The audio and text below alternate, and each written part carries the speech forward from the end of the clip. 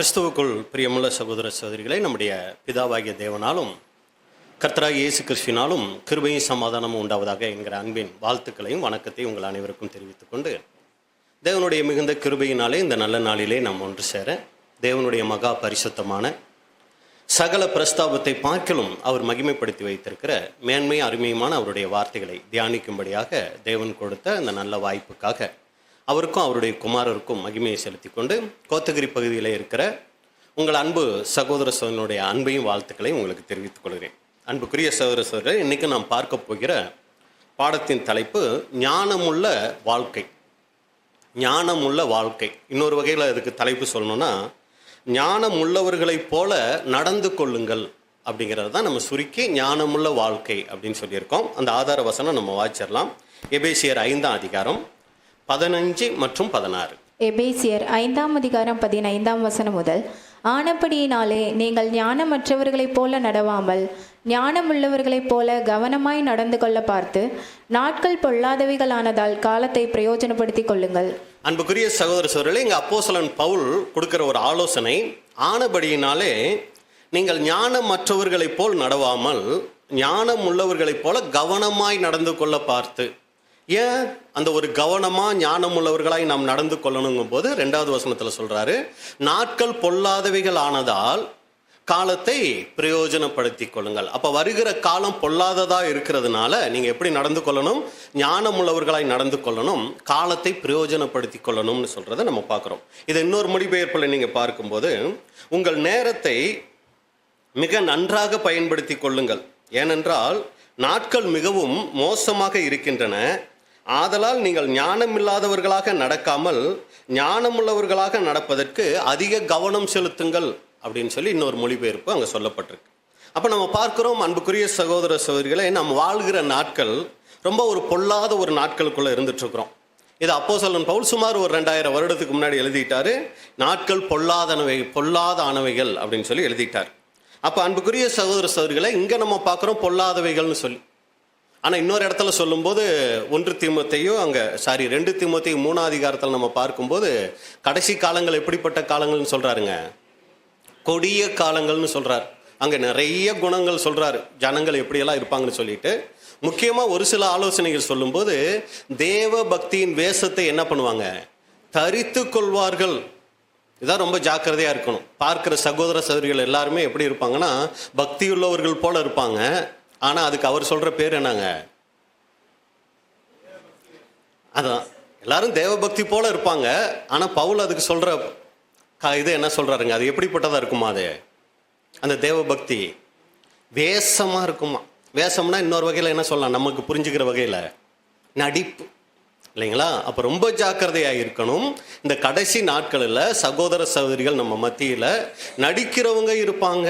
இன்னொரு கீழே வசனங்களை சொல்லும்போது, எவ்வளவுதான் சத்தியத்தை கற்று அறிந்து உணர்ந்தாலும், சத்தியத்தை அறிந்தாலும் அதை குறித்த உணர்வு என்ன இருக்காதுன்னா அவங்களுக்கு இருக்காது அப்படின்னு சொல்கிறார்.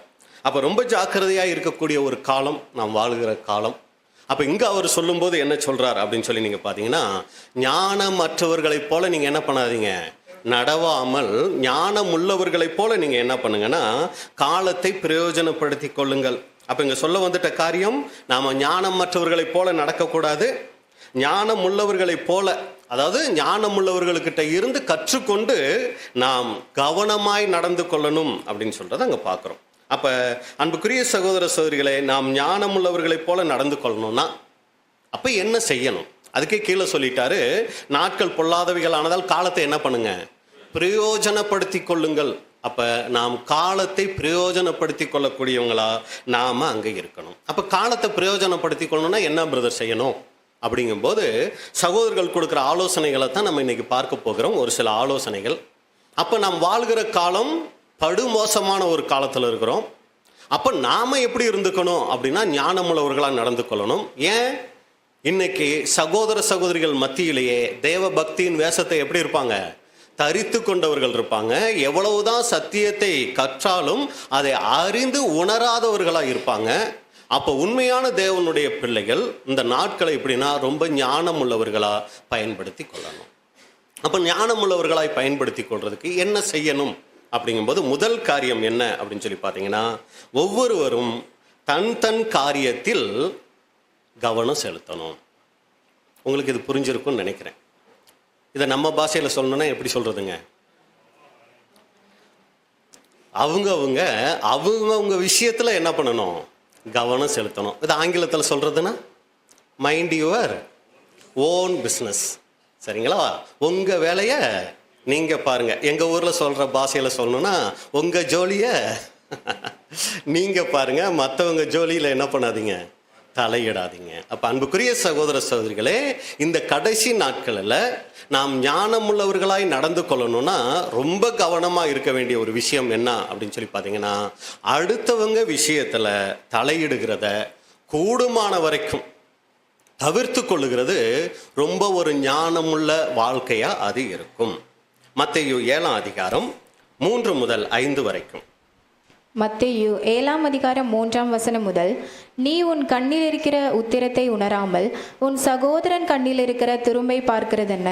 இதோ உன் கண்ணில் உத்திரம் இருக்கையில் உன் சகோதரனை நோக்கி, நான் உன் கண்ணில் இருக்கும் துரும்பை எடுத்து போடட்டும் என்று நீ சொல்வதெப்படி?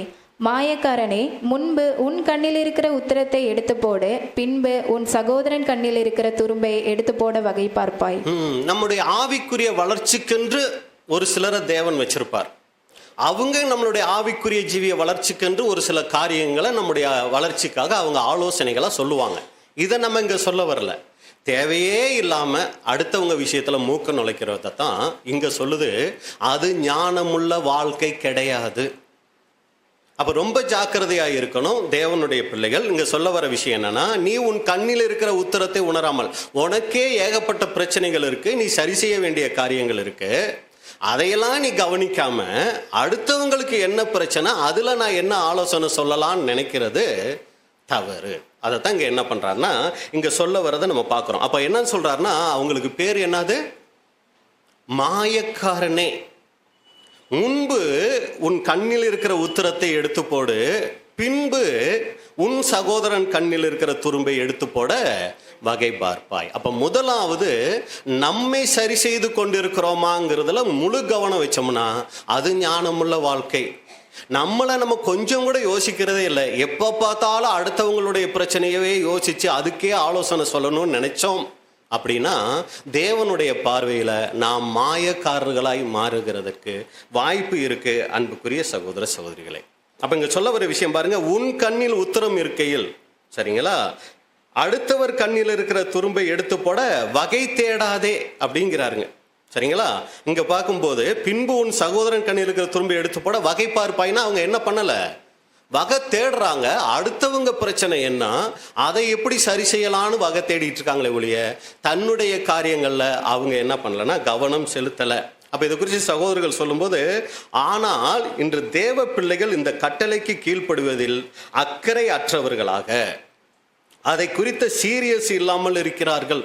எவ்வளவுதான் நம்ம சத்தியம் கேட்டாலும் நமக்குள்ள அடுத்தவங்களுடைய பிரச்சனைகளை மூக்க நுழைக்கிறதுக்கு தான் ரொம்ப ஆர்வமா இருக்குமே ஒழிய நாம அந்த அது ஒரு பெரிய தவறுங்கிற உணர்வே நிறைய நேரங்களில் நமக்கு வர்றதில்ல.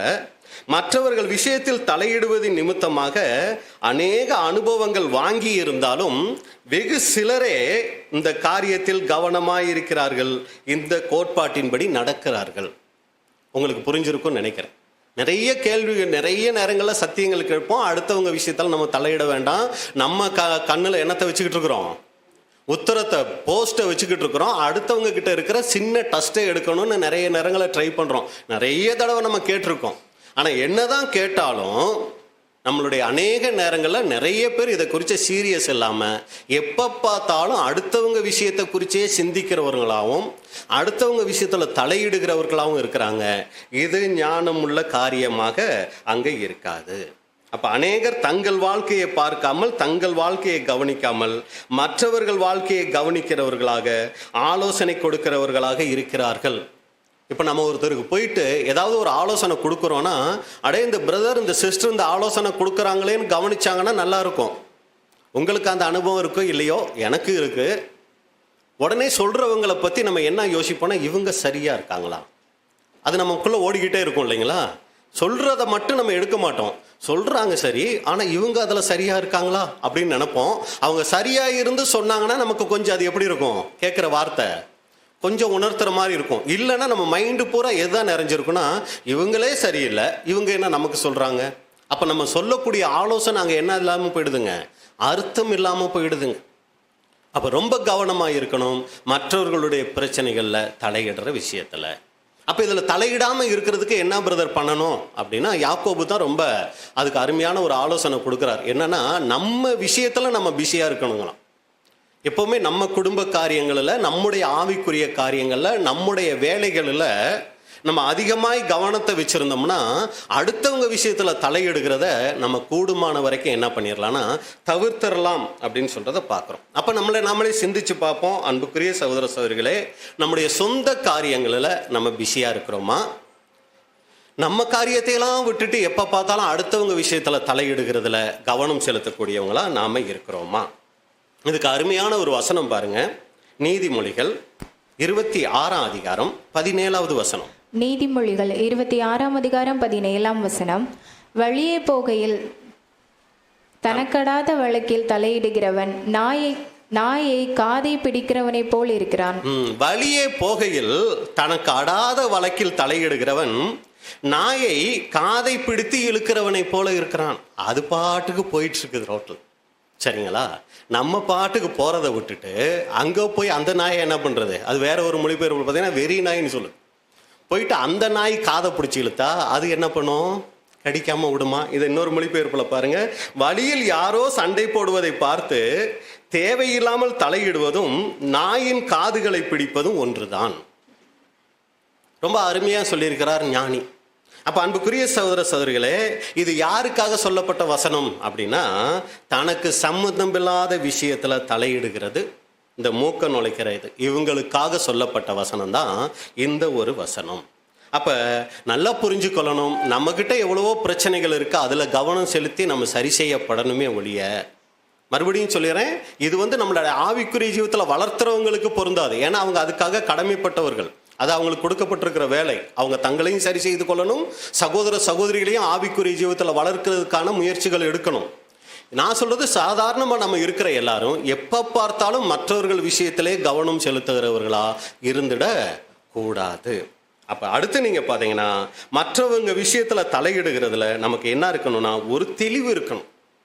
யாருக்கு எதை சொல்லணும், யாருக்கு எதை சொல்லக்கூடாதுங்கிறதுல ஒரு தேவனுடைய பிள்ளைக்கு தெளிவு இருக்கணும். அது இரத்த சம்பந்தமான உறவுகளாக இருந்தாலும் சரி, எல்லாம் இருக்கீங்களா? இரத்த சம்பந்தமான உறவாக இருந்துட்டாலும் சரி, மாம்ச சம்பந்தமான உறவுகளாக இருந்துட்டாலும் சரி, நாம எல்லா காரியத்திலையும் தலையிட்டோம்னா அது அநாகரிகம். ஒரு லிமிட் இருக்கு. ரத்த சம்பந்தம்னா உங்களுக்கு தெரியும், நம்ம குடும்பத்தை சார்ந்தவங்க. மாம்சம்னா தெரியும், நம்ம உறவினர்கள் சம்பந்தப்பட்டவங்க. அடுத்து ஆவிக்குரிய உறவுகள். இப்படி எதா இருந்துட்டாலும் அவங்க விஷயத்துல தலையிடுகிறதுல தேவையில்லாம ஒரு அளவுக்கு மிஞ்சி நம்ம போனோம்னா அது அநாகரிகமா இருக்கும். உதாரணத்துக்கு பிள்ளைகள் திருமணம் ஆயிட்டாங்கன்னா கூட அவங்க விஷயத்துல ஒரு லிமிட் தான் இருக்கு. அது பின்னாடி கொஞ்சம் பார்க்கலாம். அவங்க விஷயத்துல தலையிடுறதுல கூட நாம் ஒரு லிமிட்டோட தான் அங்க இருக்கணும் அப்படின்னு பார்க்குறோம். அப்ப இதுவரைக்கும் நம்ம பார்த்துட்டது, நம்ம கண்ணில் உத்தரம் இருக்கும்போது அடுத்தவங்க கண்ணில் இருக்கிற துரும்பை எடுக்கிறதுக்கு வகை தேடக்கூடாது. மற்றவங்க விஷயத்துல தலையிடுறதுல எதை செய்யணும் எதை செய்யக்கூடாதுங்கிறதுல ஒரு தெளிவு இருக்கணும். மூணாவது நீங்க பார்த்தீங்கன்னா, ஏன் இது மாதிரி தலையிடுறாங்க? நம்ம ஆரம்பத்திலே பார்த்தோம், இந்த மாதிரி எவ்வளவுதான் பட்டாலும் என்ன வரமாட்டேங்குதுங்க, அது நீங்க தான் சொல்றீங்க, சரிங்களா, வரவே மாட்டேங்குது. அப்ப ஏன் இந்த மாதிரி எவ்வளவு கேட்டாலும் எப்பவுமே இந்த மாம்சம் அடுத்தவங்க விஷயத்துல தலையிடுறதுலயே ரொம்ப வாஞ்சையும் விருப்பமா இருக்கு அப்படின்னு சொல்லி பார்த்தீங்கன்னா, சங்கீதக்காரன் சொல்றாரு, சங்கீதம் 131:1. 131ஆம் சங்கீதம் 1ஆம் வசனம். கர்த்தாவே, என் இருதயம் இருமாப்புள்ளதல்ல, என் கண்கள் மேட்டிமை உள்ளவைகளும் அல்ல, பெரிய காரியங்களிலும் எனக்கு மிஞ்சின கருமங்களிலும் நான் தலையிடுகிறதும் இல்லை.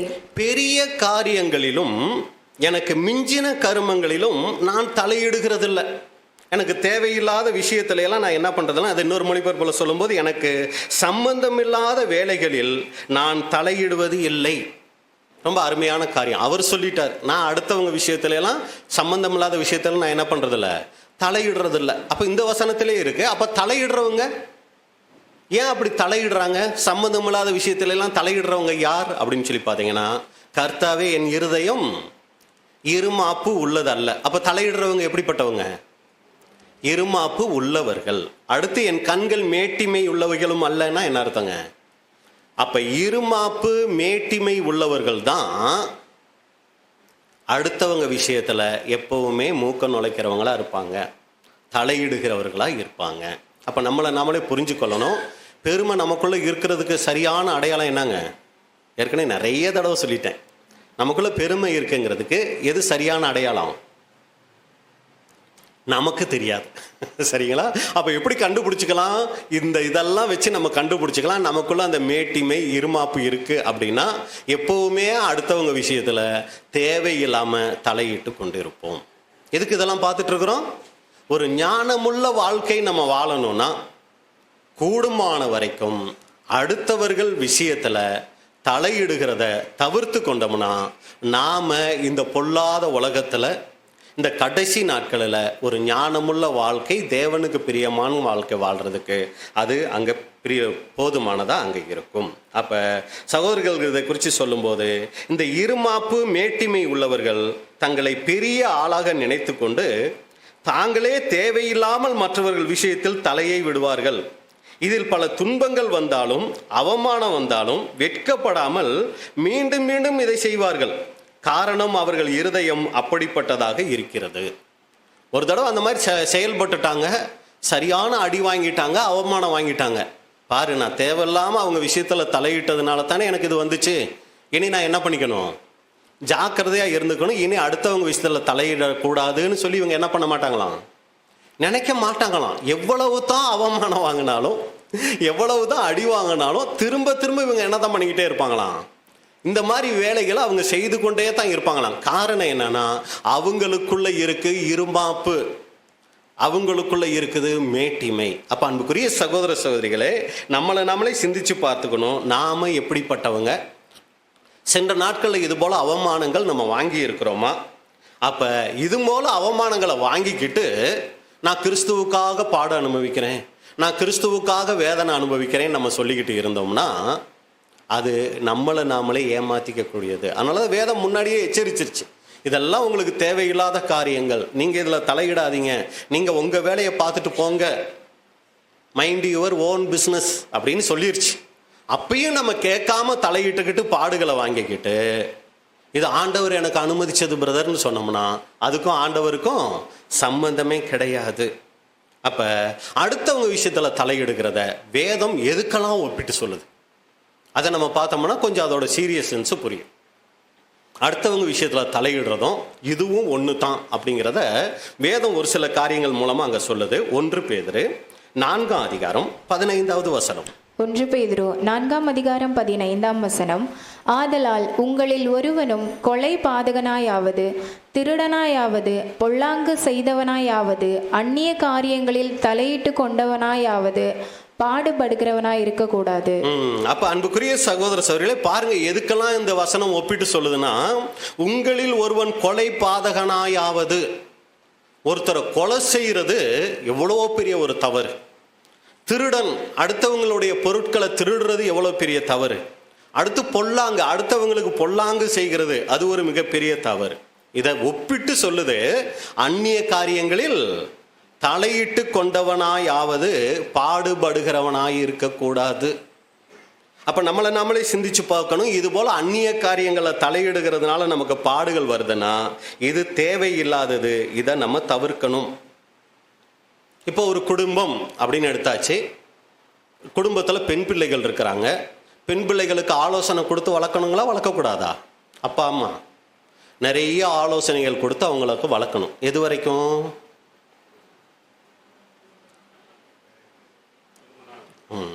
திருமணம் வரைக்கும்.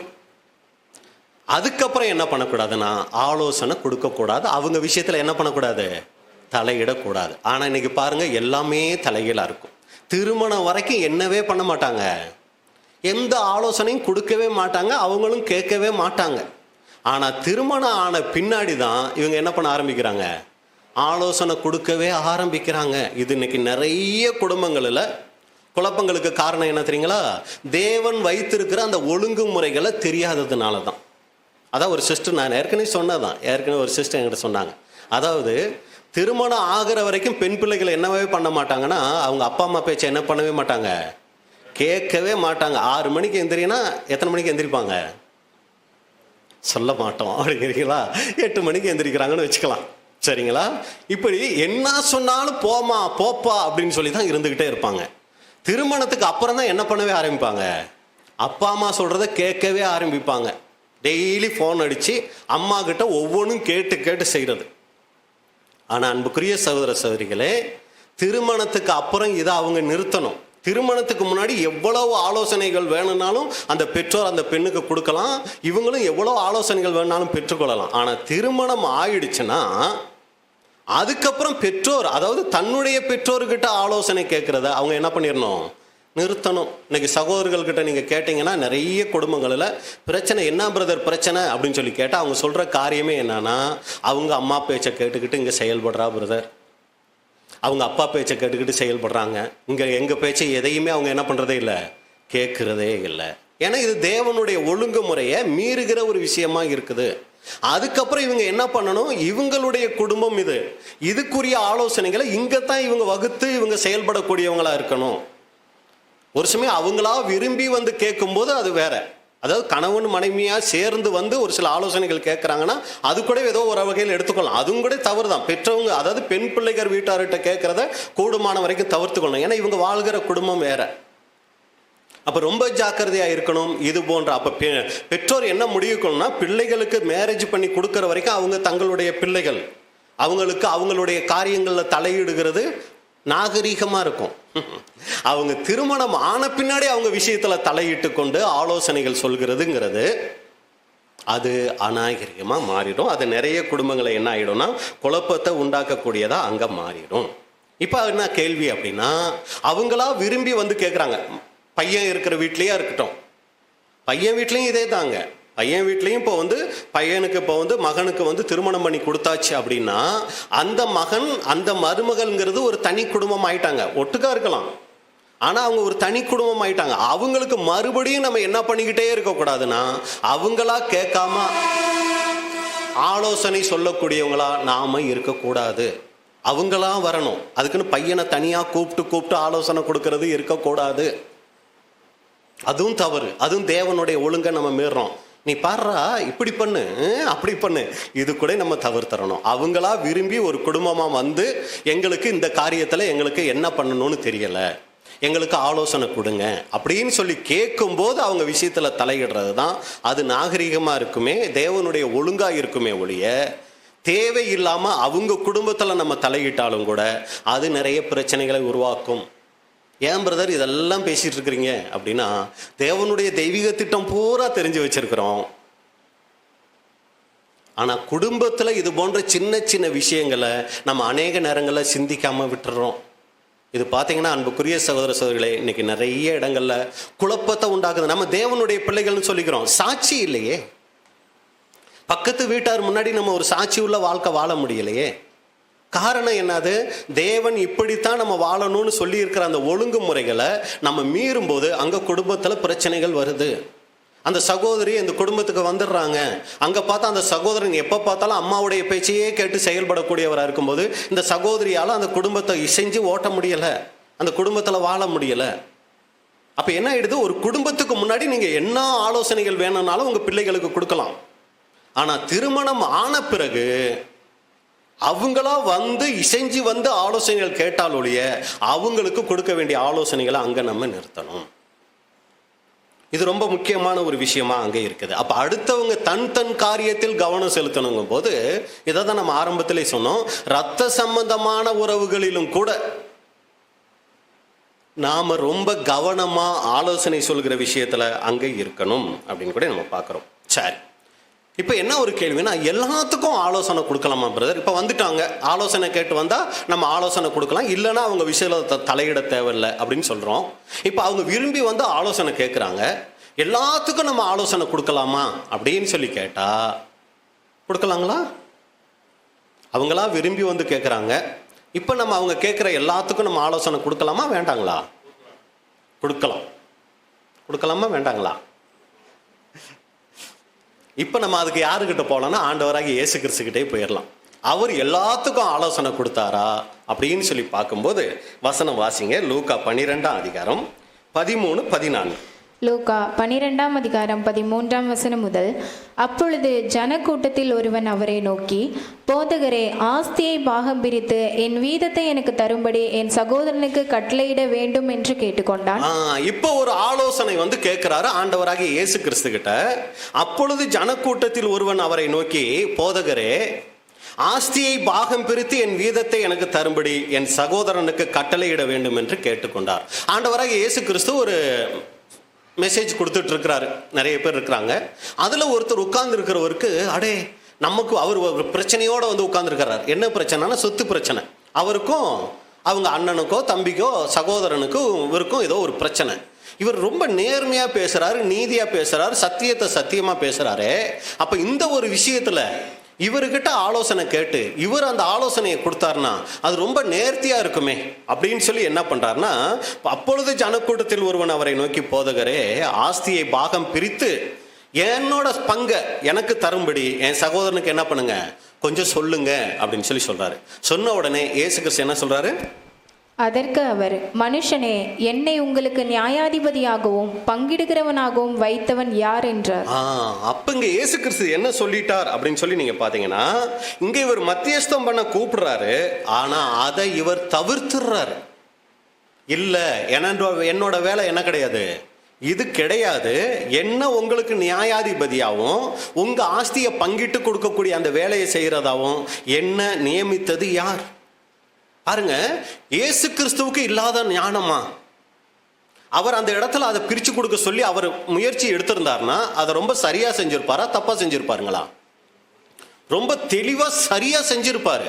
ஆனாலும் அவர் என்ன பண்ணல, அதுல தலையிடல. பாருங்க, அப்ப ஆண்டவராகிய இயேசு கிறிஸ்துவே ஒருத்தர் விஷயத்துல தலையிடுறதுல ரொம்ப கவனமா இருக்கிறார்னா, அவ்வளவு ஞானம் படைத்தவர், அவ்வளவு நீதியா நியாயம் தீர்க்கக்கூடியவரே, தேவையில்லாத இது எனக்கு இப்போ தேவையில்லாத விஷயம், இதில் நான் என்ன பண்ணக்கூடாது, தலையிடக்கூடாதுன்னு அவரே ஒரு முடிவு எடுத்து செயல்படுகிறார். அப்படின்னா என்னதான் பிரச்சனைகள் இருந்தாலும் நம்மளால சரியா தெளிவா எல்லாத்துக்கும் ஆலோசனை கொடுத்துட முடியும்னு நம்மளால சொல்ல முடியாது. ஏன்னா நம்மகிட்டயும் ஒரு சில தவறுகள் வந்துடும். ஏன்னா நம்ம தீர்ப்பெல்லாம் எதை பார்த்து தான் இருக்கும், முகத்தை பார்த்து தான் நம்மளுடைய தீர்ப்புகள்லாம் இருந்துடும் நிறைய நேரங்கள், இல்லைங்களா? அப்படி இருக்கும்போது நாம எந்த அளவுக்கு, அன்புக்குரிய சகோதர சகோதரிகளே, ரொம்ப கவனமா அங்க இருக்கணும் அப்படிங்கிறத நம்ம பார்க்கிறோம். அப்ப இங்க பாத்தீங்கன்னா நம்மளுடைய வாழ்க்கையில ஏதோ உணர்ச்சி வசப்பட்டு ஒரு சில காரியங்களை தலையிட்டு நம்ம செயல்பட்டுட்டோம் அப்படின்னா அது மோசமான விளைவுகளை அங்க ஏற்படுத்திடும். அப்ப என்ன பண்ணணும் அப்படின்னு சொல்லி பாத்தீங்கன்னா, அந்த மாதிரி நம்மளுக்கு தேவையில்லாத விஷயங்கள் நம்மளுடைய ஆவிக்குரிய ஜீவியத்தை பாதிக்கக்கூடிய காரியங்கள் வருதுன்னா நம்ம தைரியமா சொல்லிடணும், சாரி பிரதர், சாரி சிஸ்டர், இது என்னுடைய வேலை இல்லை, நீங்க இதை என்ன பண்ணணுமோ நீங்க பார்த்து பண்ணிக்கோங்க. பாருங்க, இங்க ஆண்டவராக இயேசு கிறிஸ்து பொதுவுல சொல்லிட்டாரு, என்ன யார் உங்களுக்கு நியாயாதிபதியா பங்கிடுறவனாக வச்சது அப்படின்னு சொல்லிட்டு அடுத்து பாருங்க ரொம்ப தெளிவா எல்லாருக்கும் ஒரு வார்த்தை சொல்றாரு. அதுக்கு அடுத்த வசனம் வாசிங்க. லூக்கா 12:15. லூக்கா 12ஆம் அதிகாரம் 15ஆம் வசனம். பின்பு அவர் அவர்களை நோக்கி, பொருளாசையை குறித்து எச்சரிக்கையாயிருங்கள், ஏனெனில் ஒருவனுக்கு எவ்வளவு திரளான ஆஸ்தி இருந்தாலும் அது அவனுக்கு ஜீவன் அல்ல என்றார். பொதுவா ஆலோசனை கொடுத்துட்டார். அவங்களுக்கு தனிப்பட்ட ஆலோசனை கொடுக்கல, அவங்களுக்கு பொதுவா ஒரு ஆலோசனை கொடுக்கிறாரு எல்லாருக்கும். இப்ப இங்க என்ன நடந்துருச்சு, அவங்க அண்ணன் தம்பிக்குள்ள என்ன பிரச்சனை இருக்குது, பாகம் பிரிக்கிறது பிரச்சனை இல்லை, அதுக்கு பின்னாடி எது ரொம்ப முக்கியமா ஒளிஞ்சுக்கிட்டு இருக்கு, பொருள் ஆசை. அதுதான் அவங்களுக்குள்ள. ஒரு சமயம் ரெண்டு பேருக்கும் போதுமானதா இருந்திருக்கலாம், நமக்கு தெரியல அதோட பின்னணி என்னன்னு. ஒரு சமயம் இவர் கேட்கிறவர் மனசுக்குள்ள எண்ணத்தை வச்சுக்கிட்டு கேட்டிருக்க வாய்ப்பு இருக்கு, நிறைய பொருள் ஆசையை வச்சுக்கிட்டு கேட்டுக்கிட்டு இருக்கிறதுக்கு வாய்ப்பு இருந்திருக்கு. புரிஞ்சுக்கிறதுக்காக சொல்றேனே, ஒரு சமயம் தம்பிக்கு 20 ஏக்கர் தோட்டம் இருக்குது, அண்ணனுக்கு 10 ஏக்கர் தோட்டம் தான் இருக்குது. ஆனா அதுல இவரோட பாகம் என்ன இருக்கு, 5 ஏக்கர் இருக்குன்னு வச்சுக்கோங்களேன். இப்ப இவர் என்ன பண்றாருன்னா, எனக்கு இன்னும் 5 ஏக்கர் இருக்குல்ல, அதுல அதையும் கொடுங்க. அப்ப இவருக்குள்ள என்ன ஆசையில் அதை கேட்கிறாரு, ஒண்ணுமே இல்லாத சூழ்நிலையில எனக்கு என் பாகத்தை பிரிச்சு கொடுங்கன்னு கேட்டிருந்தா கீழே ஆண்டவராக இயேசு கிறிஸ்து இந்த பொருளாசையை குறித்து பேசியிருப்பாரான்னு நமக்கு தெரியல.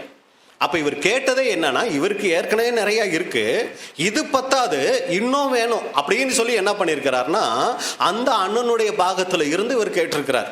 இது புரிஞ்சுக்கிறதுக்காக நான் சொல்றேன், அதெல்லாம் அங்க இல்லை. அப்பதான் இவர் என்ன சொல்றாருன்னா, பொருளாசையை குறித்து என்ன பண்ணுங்க, எச்சரிக்கையாகிருங்க. பொருள் அவசியமானா பொருள் மிக மிக அவசியம். ஆனா பொருள் ஆசை, பணம் நமக்கு எல்லாவற்றுக்கும் உதவும், தேவை.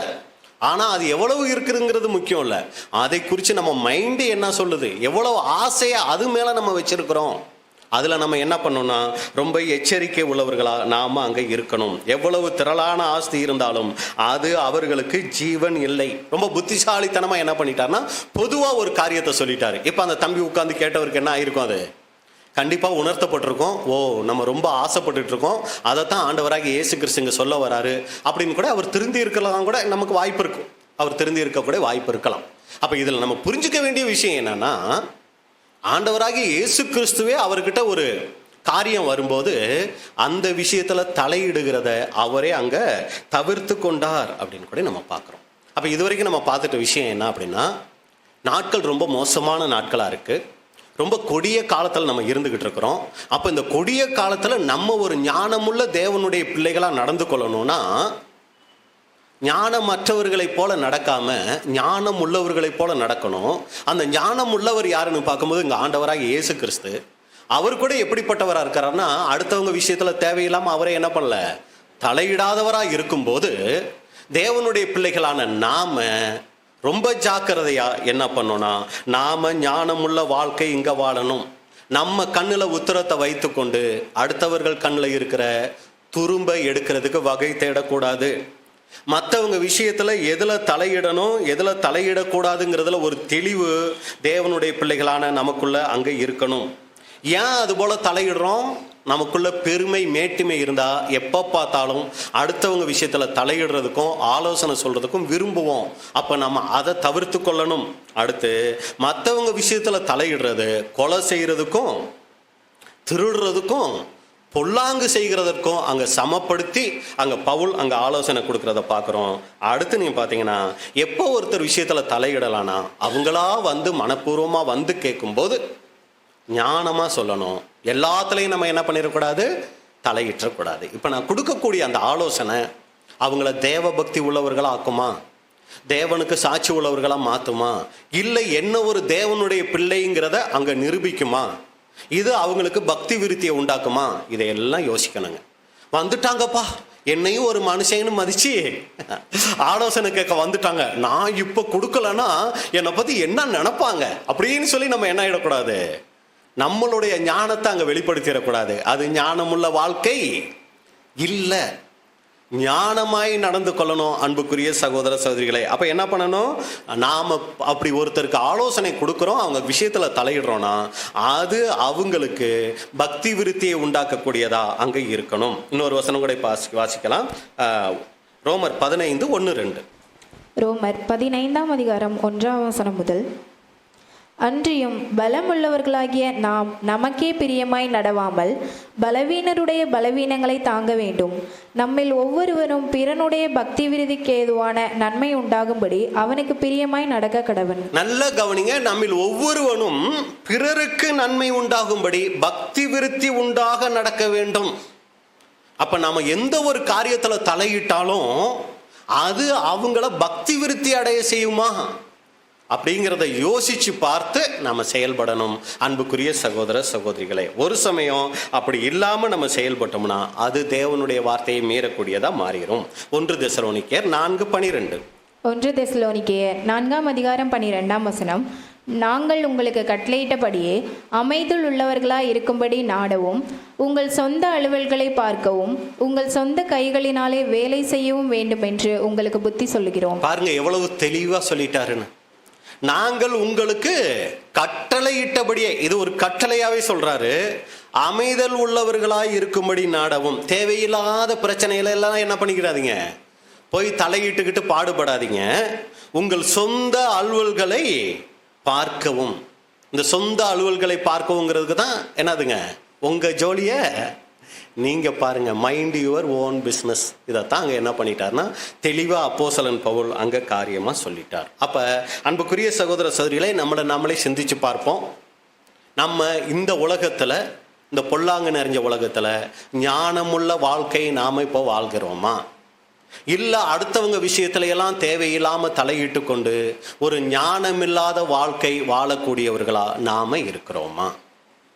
சரி, இப்போ என்ன பார்த்துட்டோம், அடுத்தவங்க விஷயத்தில் தலையிடக்கூடாது. இதில் எக்ஸ்ட்ரீமாக போயிடக்கூடாது. எப்படி போயிடக்கூடாதுன்னா, நான் யாரோட விஷயத்துலையும் தலையிட மாட்டேன் பிரதர், வீட்டிலையும் யாருடைய விஷயத்திலும் நான் தலையிட மாட்டேன். நான் போகிறேன்னா, உட்கார்றேன்னா, சாப்பாடு போடுறாங்களா, சாப்பிட்றாங்களா, தூங்குறேனா, வர்றேனா, இப்படி என்ன ஆகிடக்கூடாதுங்க. அப்படியும் இருந்துடக்கூடாது. நாம் அடுத்தவங்க விஷயத்தில் தலையிடணும்.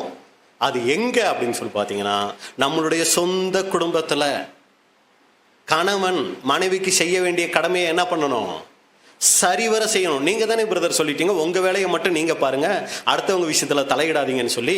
அதனால நான் இனி யார் விஷயத்துலையும் தலையிட மாட்டேன், என் மனைவி பிள்ளைகள் விஷயத்துலையும் தலையிட மாட்டேன். இது என்ன டூ மச் ஆகிடும். அப்போ அவங்களுக்கு செய்ய வேண்டிய கடமைகள், பொறுப்புகள் நமக்கு இருக்குங்க. அதை ஒரு தேவனுடைய பிள்ளை என்ன பண்ணிக்கணும், ரொம்ப சரிவர செய்யக்கூடியவர்களா அவங்க இருக்கணும். நம்ம சொன்னது வெளியில அவங்க தனி குடும்பமாக ஆன உடனே அவங்க விஷயத்தில் தலையிடுகிறது அநாகரிகம். அது தேவனுடைய ஒழுங்கு மீறுகிற விஷயம். அதே நேரத்தில் நம்ம அவங்க இன்னும் குடும்பமாக இருக்கிறோம். மனைவிக்கு கடைசி வரைக்கும் அவர் என்ன பண்ணணும், அவங்க விஷயத்தில் தலையிடணும். அவங்களுக்கு என்னென்ன குறைவுகள் இருக்குது, என்னென்ன காரியங்கள் இருக்குது அப்படிங்கிறத பார்த்து அதை சரி செய்யக்கூடியவங்களாக இருக்கணும். அதில் நான் தலையிட மாட்டேன். அதுக்கு தான் உதாரணத்துக்கு சொல்லணும்னா, நம்முடைய முழு சரீரத்தை எடுத்துக்கொள்ளலாம். சரிங்களா? இப்போ கையில் ஒரு அடிபட்டுருச்சு, உடனே அந்த கையில் அடிபட்டுருச்சுங்கிறது அந்த நரம்புகள் அந்த இது என்ன பண்ணுதுங்க, மூளைக்கு கொண்டு போய் சொல்லுது, பாருங்க இந்த கை அடிபட்டுருச்சுன்னு. உடனே மூளை கட்டளை இடுது, உடனே டாக்டர் கிட்ட போ, இல்லைன்னா அந்த மருந்து எடுத்து போடு. அப்போ அடுத்தவங்க விஷயத்தில் நான் தலையிட மாட்டேன்னு சொல்லிட்டு இந்த கைக்கு அடிபட்டுருச்சுன்னு சொல்லி இந்த கை பேசாமையே இருந்துச்சுன்னு வைங்க, அந்த சரீரம் என்ன ஆகாது, எப்படி சரியாகும்? அது நடக்கணும், போகணும், அந்த மருந்தை எடுக்கணும், போடணும், சரி பண்ணணும். அப்போ என்னது, இதெல்லாம் அடுத்தவங்க விஷயத்தில் தலையிடுற அந்த இதில்லை. அப்போ கணவன் மனைவிங்கிற போது அவங்க ஒரே சரீரம். அப்போ அவங்களுக்கு உண்டான காரியங்களை அவங்க பார்க்கணும். கணவனுக்கு உண்டான விஷயத்தில் மனைவி அவங்களுடைய காரியங்களை அறிஞ்சு செயல்பட வேண்டியது மனைவியினுடைய பொறுப்பு. அதே போல் கணவனுடைய பொறுப்பு காரியங்கள் என்னங்கிறத தெரிஞ்சு மனைவி என்ன பண்ணணும்னா அதில் செயல்படுகிறது. அது அவங்களுக்கு கொடுக்கப்பட்டிருக்கிற கடமைகள்.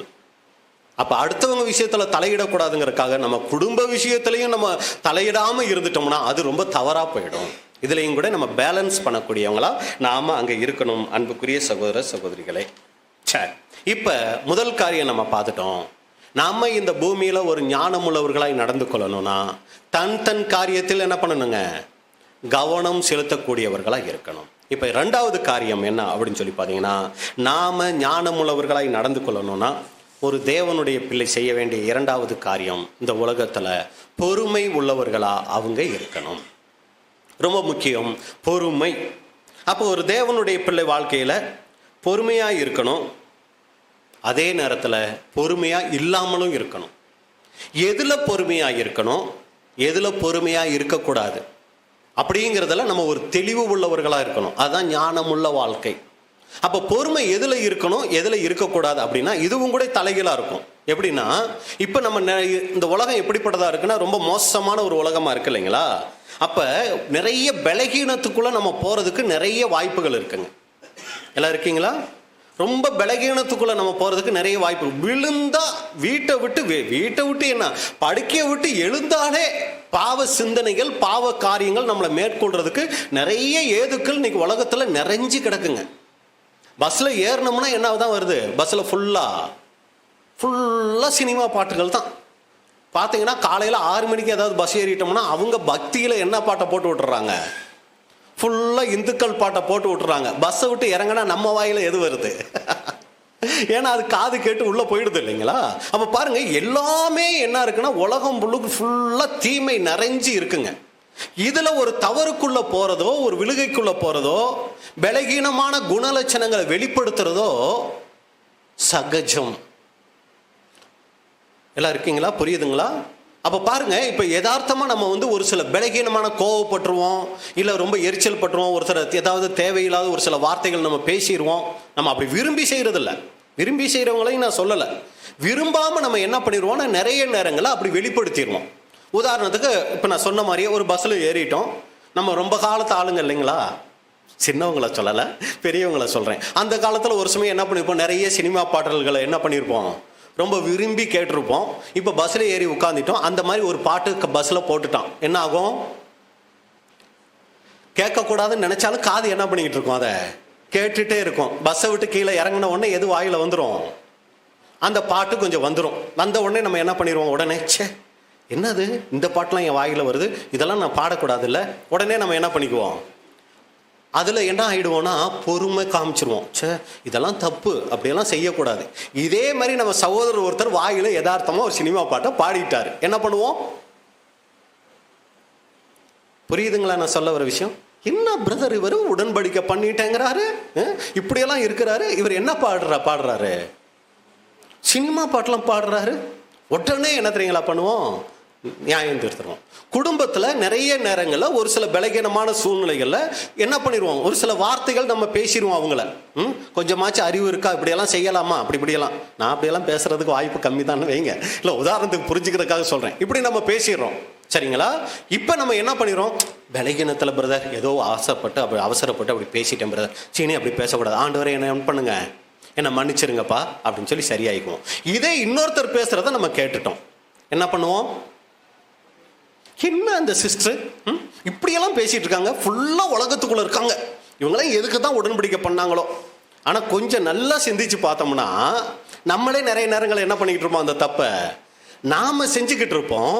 ஆனால் நம்ம செய்கிற தப்புக்கள்லாம் என்ன காமிப்போம், ஏதோ பலகீனத்தில் பிரதர், ஏதோ தெரியாமல் பிரதர் அப்படி ஆயிடுச்சு பிரதர் அப்படின்னு சொல்லி என்ன பண்ணிடுவோம்னா நம்ம தவறுகளுக்கெல்லாம் நியாயம் சொல்லி பொறுமை காமிப்போம். இதே அடுத்தவங்க சின்னதாக ஒன்று செஞ்சிட்டாலே என்ன பண்ணிடுவோம், அங்கே தான் பிணைகாசை போல நமக்கு என்ன வந்துடும், பக்தி வைராக்கியம் வந்து என்ன பண்ணிடுவோங்க, படன்னு பயங்கரமாக பேசி தள்ளிடுவோம். அன்புக்குரிய சகோதர சகோதரிகளே, இங்கே தான் பொறுமையாக இருக்கணும், பொறுமையாக இருக்க கூடாது. இதுவரைக்கும் நம்ம என்ன பண்ணிக்கிட்டு இருப்போம்னா நம்ம செய்கிற சின்ன சின்ன பலகீனங்களில் விழுந்து போகிற காரியங்களில் பொறுமை காமிப்போம். இதையே நம்ம உடன் சகோதர சகோதரிகளோ இல்லை குடும்பத்தில் சத்தியத்துக்குள்ளே வந்த நபர்களோ அதை செய்யும்போது நம்ம என்ன பண்ணிடுவோம், பொறுமை இழந்துருவோம். ஆனால் நாம் ஒரு ஞானமுள்ளவர்களாக வாழணும்னா நம்ம விஷயத்தில் பொறுமை காமிக்கக்கூடாது, அடுத்தவங்க விஷயத்தில் என்ன பண்ணணும், பொறுமை காண்பிக்கக்கூடியவங்களா நாம் அங்கே இருக்கணும். ஏன்னா நாம் வாழ்கிற வாழ்க்கை காலங்கள் வந்து பார்த்திங்கன்னா ரொம்ப மோசமான ஒரு காலத்துக்குள்ளே நம்ம இருந்துக்கிட்டு இருக்கிறதுனால உலக பிரகாரமான இச்சைகளிலையும் குணலட்சண குறைவுகள்லையும் நம்ம விழுந்து போகிறதுக்கு நிறைய வாய்ப்புகள் இருக்குங்க. அப்போ என்ன புரிஞ்சுக்கொள்ளணும், இங்கே தான் அந்த பொன்னான பிரமாணத்தை நம்ம மைண்டுக்கு கொண்டு வரணும். நீ உன்னில் அன்பு கூறுகிறது போல பிறனிலும் அன்பு கூறுவாயாக. நான் எப்படி இந்த உலகத்தில் ஒரு சில நேரங்களில் பலகீனத்துக்குள்ளே போயிடுறனோ, திடீர்னு ஒரு சில உலக ஆசைக்குள்ளே போயிடுறனோ, ஒரு சில தவறான குணலட்சண வீழ்ச்சிக்குள்ளே போயிடுறனோ, அதுபோல தான் இந்த பிரதரும் இந்த சிஸ்டரும் கூட தெரியாமல் பேசியிருப்பாங்க, தெரியாமல் அப்படி நடந்திருப்பாங்க.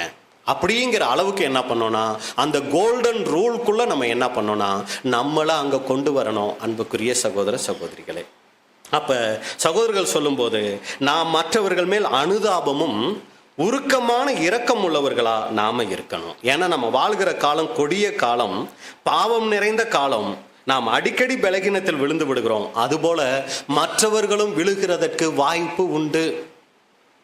ஏன் இந்த மாதிரி அடுத்தவங்களை நம்மளால் சகிக்க முடியலை? சின்ன ஒரு விழுகைக்குள்ள ஒரு கணவனோ இல்லை மனைவியோ பிள்ளைகளோ சின்ன விஷயத்தில் அவங்க தவறுனா கூட ஏன் நம்மளால் அதை ஒரு பெருந்தன்மையோடு எடுத்துக்க முடியலை அப்படின்னா அன்பு குறைவு தாங்க காரணம். அவங்க எதில் நம்மக்கிட்ட மாட்டுவாங்கன்னு, ஏன்னா அந்த அன்பு குறைவு இருக்கும்போது தான் என்ன ஒரு சின்ன விஷயத்தில் அவங்க தவறு செய்வாங்க, அதை பூதாகாரமாக ஆக்கலாம் அப்படின்னு காத்துக்கிட்டே இருக்குங்க இந்த மாம்சம். அது ஆவிக்குரிய விஷயத்தில் கிடைச்சா அந்த மாம்சம் ரொம்ப சந்தோஷப்படும். அப்பா வசனத்தின்படி இவங்க என்ன இருக்கிறாங்க, இந்த தப்புக்குள்ளே மாட்டிட்டாங்களா, வசனம் என்ன சொல்லுது, என்ன சப்ஜெக்ட் கேட்டோம், என்ன பேசுறீங்க அப்படிங்கிறதுக்கு இந்த மாம்சம் அவ்வளோ ஒரு ஆயத்தமாக இருக்குங்க. காரணம் என்ன தெரியுங்களா, அன்பு குறைவுங்க. அன்பு இருக்கும்போது சரி தெரியாமல் பண்ணிட்டாங்க. அப்படியே ஒரு சமயம் இப்போ மனைவி வந்து கணவனை அந்த மாதிரி சுட்டி காமிச்சிட்டாங்கன்னு வைங்களே, அடுத்தாப்புல கணவன் என்ன பண்ண ஆரம்பிச்சிருவாரு? அதுக்கான வேலைக்காக என்ன பண்ண ஆரம்பிச்சிருவாரு? காத்துக்கிட்டு இருக்க ஆரம்பிச்சிருவாரு. நீ எங்க எந்த விஷயத்துல தலையிட விழுகிற, அப்ப நான் என்ன பண்றேன்? அதுக்கு வசனத்தை எடுக்கிறேன். சரிங்களா? காத்துக்கிட்டு இருக்கிறது. இதெல்லாம் எதனால அப்படின்னு சொல்லி பார்த்தீங்கன்னா, நம்மளை நாம இன்னமும் வெறுக்காததுனால, நம்மளை நாம இன்னும் வெறுக்காததுனால தான் இது போன்ற காரியங்கள் எல்லாம் குடும்பத்துல நடந்துகிட்டு இருக்கோம். நம்மளே சிந்திச்சு பார்க்கணும். உண்மையிலேயே நான் என்னை முழுசா வெறுத்துட்டேன்னா, என்ன நான் நேசிக்கிறதுனால தான் என்கிட்ட குறை சுட்டி காட்டப்படும் போது என்னால் அதை ஆமான்னு ஒத்துக்க முடியல. நீ யோக்கியமா, நீங்க யோக்கியமா, ஏன் இதெல்லாம் எனக்குள்ள வருதுன்னா, நான் இன்னும் என்னை நான் வெறுக்கவே ஆரம்பிக்கல. நான் என்னை வெறுக்க ஆரம்பிச்சிருந்தேன்னா என் தவறுகள் சுட்டி காட்டப்படும் போது அதை ஒத்துக்கொள்ளக்கூடிய மனசு எனக்கு முதலாவது வந்துடும். பழி வாங்கணுங்கிற எண்ணம் எனக்கு வராது. அப்ப மற்றவர்கள் விஷயத்துல பொறுமை உள்ளவர்களா நாம இருக்கணும். அன்புக்குரிய சகோதர சகோதரிகளே, அதுதான் நம்ம வசனத்துல நம்ம பார்க்கும்போது மத்தேயு 7ஆம் அதிகாரம் 1-2 வசனம். மத்தேயு 7ஆம் அதிகாரம் 1ஆம் வசனம் முதல், நீங்கள் குற்றவாளிகள் என்று தீர்க்கப்படாதபடிக்கு மற்றவர்களை குற்றவாளிகள் என்று தீர்க்காதிருங்கள். ஏனெனில் நீங்கள் மற்றவர்களை தீர்க்கிற தீர்ப்பின்படியே நீங்களும் தீர்க்கப்படுவீர்கள். நீங்கள் மற்றவர்களுக்கு அளக்கிற அளவின்படியே உங்களுக்கும் அளக்கப்படும். இதை பொதுவா நம்ம சகோதர சகோதரிகளுக்கு கம்பேர் பண்ணி நம்ம யோசிச்சுக்குவோம். எதுக்கு பிரதர் நமக்கு பிரச்சனை?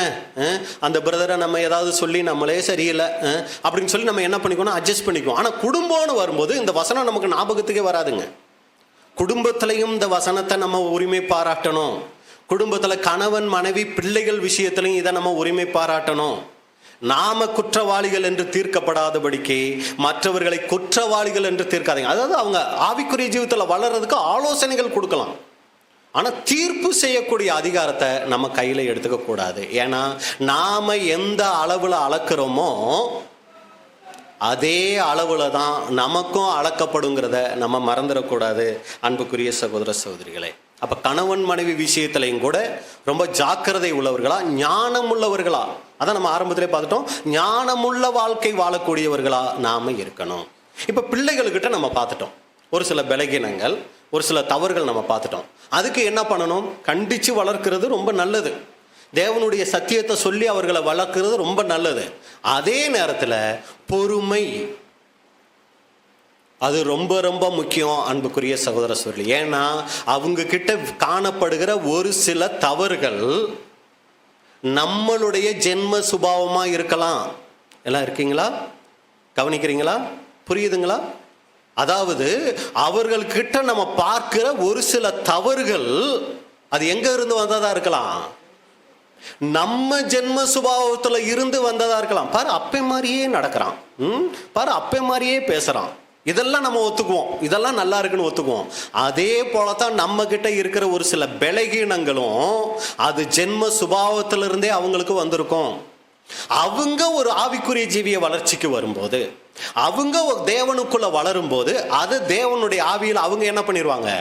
மேற்கொண்டுருவாங்க. அது வரைக்கும் நாம என்ன பண்ணணும்? அதை பொறுமையோட சகிக்கணும். ஆலோசனை கொடுக்கறது தப்பு இல்லை, கண்டிக்கிறது தப்பு இல்லை. ஆனா பொறுமை அங்க ரொம்ப முக்கியம். இந்த தவறு என் பிள்ளைகிட்ட காணப்படுகிற இந்த ஒரு குணலட்சணம், இதுக்காக நான் ஜெபம் பண்ணுவேன். அதே நேரத்தில் இது என்னுடைய ஜென்ம சுபாவத்துல இருந்து கூட தாத்தாவை போல அப்படியெல்லாம் நம்ம நிறைய நேரங்களில் பேசுவோம் இல்லைங்களா? அப்போ இதில் கூட அது என்ன ஆகும்னா வர்றதுக்கு வாய்ப்புகள் அங்கே இருக்கும். அப்போ கணவன் மனைவி விஷயத்திலையும் இது போன்ற பலகீனங்கள் காரியங்களில் ஒரு கணவன் பொறுமை காண்பிக்கணும், அதே போல் மனைவி பொறுமை காமிக்கணும். அதே போல் பிள்ளைகள் விஷயத்தில் பெற்றோர் என்ன பண்ணணும்னா பொறுமை காண்பிக்கக்கூடியவர்களாக நாம் இருக்கணும். ஏன்னா நிறைய அவங்களுடைய தவறுகள் நம்மிடம் இருந்து பார்த்து கற்றுக்கொண்ட காரியமாக கூட இருக்கும். நம்மளுடைய தவறு நமக்கு தெரியவே தெரியாது. ஆனால் நம்ம பிள்ளைகள் அதை என்ன பண்ணியிருப்பாங்க? ரொம்ப கவனமாக கவனித்து அதை அவங்க செயல்படுத்தக்கூடியவங்களா மாறி இருப்பாங்க. ரொம்ப ஜாக்கிரதையாக இருக்கணும் அன்புக்குரிய சகோதர சகோதரிகள். அடுத்து, இந்த பூமியில் ஒரு தேவனுடைய பிள்ளை ஞானமுள்ள வாழ்க்கை வாழணும் அப்படின்னா அவங்க செய்ய வேண்டிய காரியம் என்ன அப்படின்னா, மற்றவர்களிடம் தவறு காணும்போது அந்த தவறை அவங்க கிட்ட சொல்லணும்.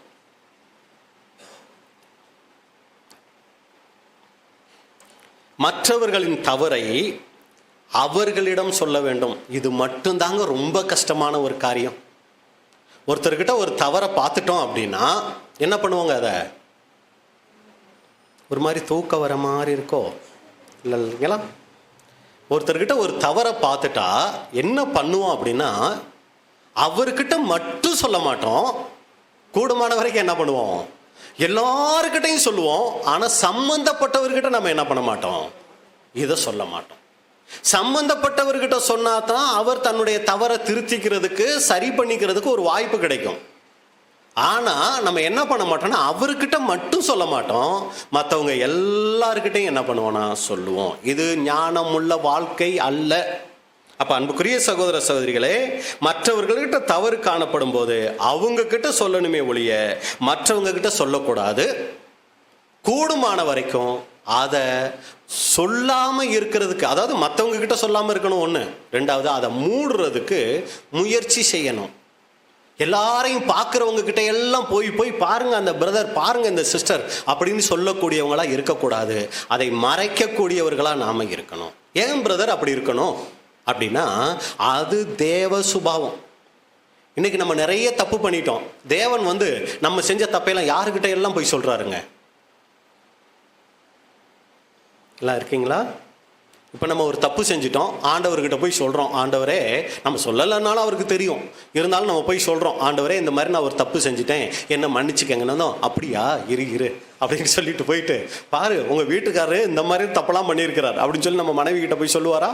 நம்ம பிள்ளைகள்கிட்ட போய் சொல்லுவாருங்களா? அப்போ ஒரு தேவ சுபாவம் என்னன்னா, ஒருத்தர் தன்னுடைய தவறை சொன்னால் அதை கேட்டு தனக்குள்ளே வைத்து கொண்டு அவங்க அதில் இருந்து சரியாகணும்னு நினைக்கிறது தேவ சுபாவம். நாம என்ன பண்ணணும், ஒருத்தர்கிட்ட ஒரு தவறை பார்க்குறோன்னா அதை வாங்கிக்கிட்டு அவர்களுக்காக ஜெபிக்கலாம். ஆண்டவரே இவங்க கிட்ட இந்த தவறை பார்க்குறேன், இதை மாற்றும்படி உதவி செய்யுங்க. ரெண்டாவது என்ன பண்ணலாம்னா, அதை அவங்க கிட்ட சொல்லலாம். ஆனால் பெரிய வஞ்சனை என்னன்னா, அவங்க கிட்ட மட்டும் சொல்ல மாட்டோம், மற்ற எல்லாருக்கிட்டையும் சொல்லுவோம். இது ஞானமுள்ள வாழ்க்கை இல்லை. இதுக்கு ஒரு நல்ல உதாரணம் சொல்லணும்னா, லூசிபரை சொல்லலாம். ஆதியில் லூசிபர் தேவனோட இருந்தார். ஒரு தேவ தூதனா, தேவனுடைய பிள்ளையா எங்க இருந்தாருங்க? பரலோகத்தில் இருந்தார். எத்தனை ஆண்டுகள் இருந்தார் அப்படிங்கிறது நமக்கு தெரியாது. ஒரு பக்கம் பிதாவாகிய தேவன், இன்னொரு பக்கம் ஆண்டவராகிய இயேசு கிறிஸ்து, இன்னொரு பக்கம் சாத்தான். அதாவது ஃபர்ஸ்ட் விழுந்து போகாத ஒரு நல்ல தூதனா லூசிபரா அவர் இருந்தார். விடிவெள்ளி நட்சத்திரமா அவர் இருந்தார். இப்படி இருந்துகிட்டு இருக்கும்போது நிறைய காரியங்களை தேவன் திட்டமிட்டு செயல்படுத்துறார். அதுக்கு இயேசு கிறிஸ்துவுக்கு எல்லாவற்றிலும் உதவியாக இருந்து இவரும் ஒரு மனசோட எல்லாத்தையும் செஞ்சுக்கிட்டு இருக்கிறார். கூடவே இருந்து எல்லாம் கவனிச்சு எல்லாம் ஒரே மைண்டில் நல்லா செஞ்சுக்கிட்டு இருக்கிறாங்க. இப்படி செஞ்சுக்கிட்டு இருக்கும்போது தான் தேவன் என்ன பண்ணுறாருன்னா, பூமியை அங்கே உண்டாக்குகிறார். பூமியை உண்டாக்கும் போது பார்த்தீங்கன்னா, இயேசு கிறிஸ்துவுக்கு மிகப்பெரிய சந்தோஷம், இன்னொருத்தருக்கும் சந்தோஷம். யாருக்குங்க? லூசிபருக்கும் மிகப்பெரிய ஒரு சந்தோஷம். ஏன்னா நம்ம யோபு புஸ்தகத்தில் பார்க்குறோம், நான் இந்த பூமியை அஸ்திபாரப்படுத்தும் போது நீ எங்கே இருந்தாய், அப்பொழுது விடிய காலத்து நட்சத்திரங்கள் ஏகமாய் பாடி. அப்போ ஒரு மனப்பாட்டோட ரொம்ப சந்தோஷமா இருந்துட்டு இருக்கும் போதுதான் இந்த பூமியை உண்டாக்கிட்டு தேவன் என்ன பண்ணார்னா, ஆதாமை உண்டாக்குறார். ஆதாமை உண்டாக்கும் போதும் அங்கே லூசிபருக்கு என்னன்னா ஒரு மிகப்பெரிய சந்தோஷம்.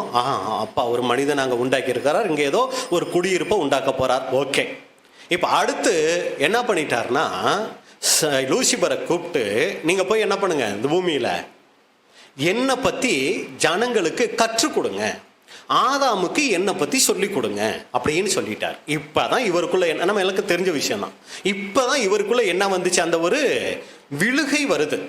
தேவன் மேல ஒரு தவறான எண்ணம் வருது. என்ன எண்ணம் வந்துருச்சு? என்னதான் இந்த பூமியை ஆளுகை செய்யணும்னு சொல்லி இவர் வைப்பாருன்னு நினைச்சேன். ஆனா இவர் என்ன பண்ணிட்டாரு, என்ன ஆளுகைக்கு அனுப்பாம ஆதாம ஆண்டு கொள்ள சொல்லிட்டு என்ன பண்ணிட்டாரு, போய் என்னை பத்தி இவங்களுக்கு சொல்லுன்னு மட்டும் சொல்லிட்டாரே, ஆதாமுக்கு கீழே என்னை கொண்டு போய் வச்சுட்டாரேன்னு இவருக்கு ஒரு எண்ணம் வந்துருச்சு. அப்படி தேவன் பண்ணல, ஆனா இவருக்குள்ள இருந்த அந்த பெருமை, என்ன போய் ஆதாமுக்கு கீழே வச்சுட்டாரே அந்த எண்ணம் வந்துடுச்சு. இப்ப தேவன் என்ன பண்றாருன்னா, ஏவாளையும் படைக்கிறார். இது இவருக்கு இன்னும் விசித்திரமாகி போச்சு. ஏன்னா இது வரைக்கும் பரலோகத்துல பார்த்த வரைக்கும் ஒரே இனமா தான் தேவதூதர்கள் இருக்கிறாங்க. ஆனா இப்பதான் பூமியில எப்படி படைக்கிறார் இவரு, ஆணும் பெண்ணுமாக படைக்கிறாரு. இது என்னது புதுசா என்னமோ செய்யறாரே, 2 பேரை படைக்கிறாரு, அந்த எண்ணம் வந்துடுச்சுங்களா? இப்போ அடுத்து ஒரு கட்டளை கொடுக்குறாரு. ஏதேன் தோட்டத்தில் எல்லா விருட்சங்களையும் வச்சு, நன்மை தீமை அறியத்தக்கத்த விருட்சத்தையும் வச்சு, இதை நீங்கள் சாப்பிடக்கூடாது, இதை சாப்பிட்றதுனால நீங்கள் என்ன பண்ணுவீங்க, சாவீர்கள்னு சொல்றாரு. அப்பதான் இவருக்கு புரியும். இந்த மாதிரி கட்டளைகள், இந்த மாதிரி ஆண் பெண் இதெல்லாம் எங்க கிடையாது, இது வரைக்கும் பரலோகத்திலையும் கிடையாது, வேறு எங்கேயுமே தேவன் இந்த மாதிரி காரியங்களை செய்யலை. இப்போ இவருக்கு புரியுது, என்னமோ ஒரு தப்பு நடக்குது, ஆண்டவர் என்னமோ ஒரு தப்பு பண்றாரு. என்ன பண்றாரு, ஒரு சர்வாதிகாரம் பண்றாரு.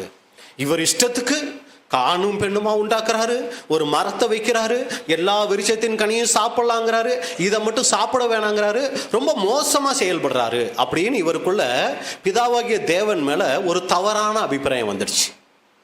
தவறான அபிப்பிராயம் வந்த உடனே இப்போ இவர் என்ன பண்ணார் அப்படின்னா, சரி உங்ககிட்டே கேட்டிருக்கலாம், என்ன பண்ணியிருந்தா சரியா இருந்திருக்கும்?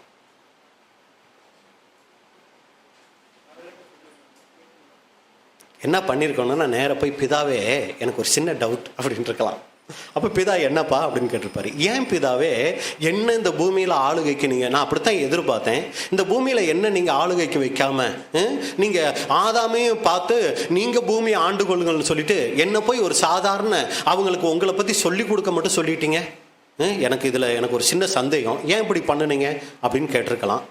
இல்லை, ஏன் ஆண்டவரே ஆணும் பெண்ணுமா உண்டாக்குனீங்க, இப்போ இங்கே தேவதூதர்கள் மாதிரியே பூமியில் உண்டாக்கி இருக்கலாம்ல, ஏன் ஆணும் பெண்ணுமா உண்டாக்குனீங்க, எனக்கும் இதில் ஒரு சந்தேகம் இருக்குது, கொஞ்சம் தெளிவு பண்ணுங்கன்னு கேட்டிருக்கலாம். இல்லை, ஏன் ஆண்டவரே இந்த மாதிரி நன்மை தீமை அறியத்தக்க விருட்சத்தை வச்சு அதை சாப்பிடாதீங்கன்னு எதுக்கு சொல்கிறீங்க அப்படின்னு கேட்டிருக்கலாம். ஆனால் சம்பந்தப்பட்டவர்கிட்ட இவர் என்ன பண்ணலை, எதுவுமே பேசலை, எதுவுமே கேட்கல. நேராக ஆதாமுகிட்ட கூட போய் கேட்டிருந்தா கூட இருங்க ஆண்டவர்கிட்ட கேட்டு சொல்கிறேன்னு சொல்லியிருக்கலாம். சம்பந்தமே இல்லாமல் நேராக யாருக்கிட்ட போயிட்டாரு, 3வது ஆளுக்கிட்ட போயிட்டு, ஏவாளுக்கிட்ட போயிட்டு, விஷயம் தெரியுமா,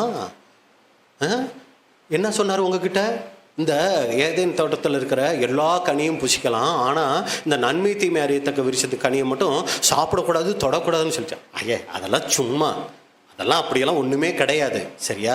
பாரு அந்த பாம்பை இப்போ சாப்பிடுது பார்த்தியா, செத்தா போச்சு. நீங்களாம் ஒன்றும் சாப்பிட்டா அப்படியெல்லாம் ஒன்றும் செத்து போக மாட்டேங்க, நீ சாப்பிட்டா ஆண்டவரை போல ஆயிடுவேங்கிற பொறாம, எங்கே அவரை போல ஆயிடுவீங்களோன்னு சொல்லி உங்களை சாப்பிட வேணான்னு சொல்கிறாரு தெரியுமா? இதுதான் அன்புக்குரிய சகோதர சகோதரிகளே, முதலாவது இந்த பூமியில் நடந்த பாவம், முதலாவது இந்த பூமியில் வந்த முதல் பாவம் என்ன தெரியுங்களா? பரலோகத்தையும் சேர்த்தே சொல்லலாம். முதல் பாவம் என்னதுங்க? ஒரு சந்தேகம், ஒரு இது தவறான அபிப்பிராயம் வந்துடுச்சு. அந்த தவறான அபிப்பிராயம் வந்த உடனே சம்பந்தப்பட்டவர்கிட்ட போயிட்டு நேரடியா கேட்காம மற்றவங்க கிட்ட அவரை பத்தி தப்பு தப்பா சொல்ற ஒரு விஷயம் ஃபர்ஸ்ட், அதான் முதல் பாவமா என்ன ஆயிடுச்சு, பூமிக்கும் பரலோகத்துக்கும் சேர்த்தே அதான் முதல் பாவமா வந்துடுச்சு. அது இன்னைக்கு வரைக்கும் யாருக்குள்ளையெல்லாம் இருக்கு, எல்லாருக்குள்ளேயும் இருக்கு, ஏன் எனக்குள்ளேயும் இருக்கு. இதெல்லாம் பேசுறதுனால நான் என்னமோ அப்படியெல்லாம் செய்யாதவன் இல்லை, விலகினோம், நிறைய நேரங்களில் யோசிக்கிறதே இல்லை, சம்பந்தப்பட்டவங்க கிட்ட அந்த தப்பை சொல்றதே இல்லை, மீதி எல்லாருக்கிட்டையும் அதை பற்றி பேசக்கூடிய ஒரு சுபாவம், இது ஒரு விழுந்து போன சுபாவம். இது நிறைய நேரங்களில் நமக்கு என்னவாவே தெரிகிறதில்ல, இது ஒரு பெரிய பாவங்கிறது தெரிகிறதே இல்லை. இது ஏதேன் தோட்டத்தில் அங்கேயே ஆரம்பிச்சிருச்சு அன்புக்குரிய சகோதர சகோதரிகளே. அதனால தான் ஆண்டவராக இயேசு கிறிஸ்து என்ன தெரியுங்களா சொன்னார், இதையெல்லாம் பார்க்குறாரு.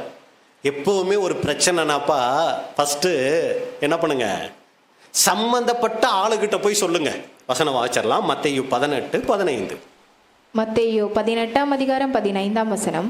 உன் சகோதரன் உனக்கு விரோதமாக குற்றம் செய்தால் அவனிடத்தில் போய் நீயும் அவனும் தனித்திருக்கையில் அவன் குற்றத்தை அவனுக்கு உணர்த்து, அவன் உனக்கு செவி கொடுத்தால் உன் சகோதரனை ஆதாயப்படுத்தி கொண்டாய்.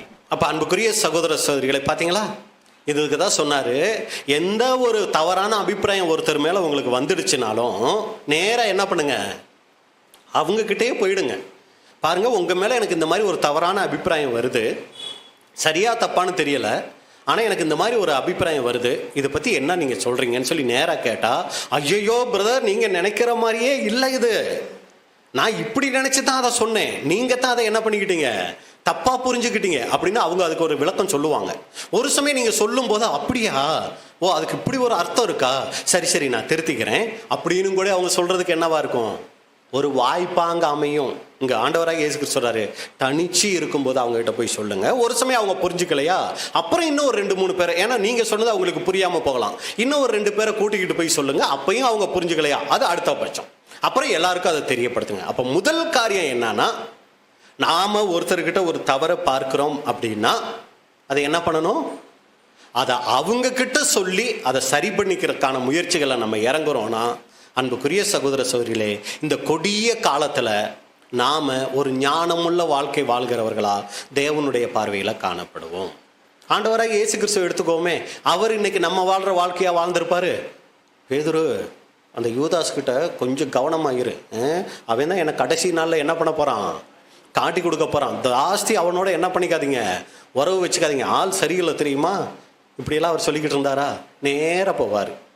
ஏன் அப்பாலே போ சாத்தானே, சரிங்களா, நீ செய்கிறதை சீக்கிரமாய் செய், சரிங்களா.